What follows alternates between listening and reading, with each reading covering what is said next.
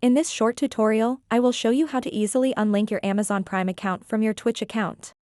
This process is simple and can be done in just a few steps.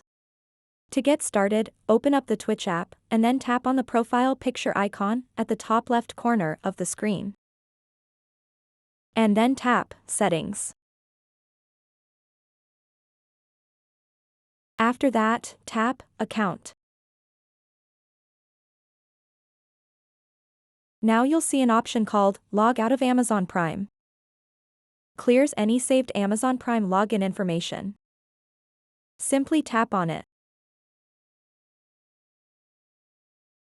So that wraps up this tutorial.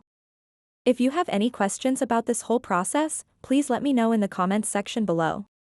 And if this video helped you out, please give it a big thumbs up and subscribe to this channel for more tutorial videos like this one. Thank you so much for watching and have a good day.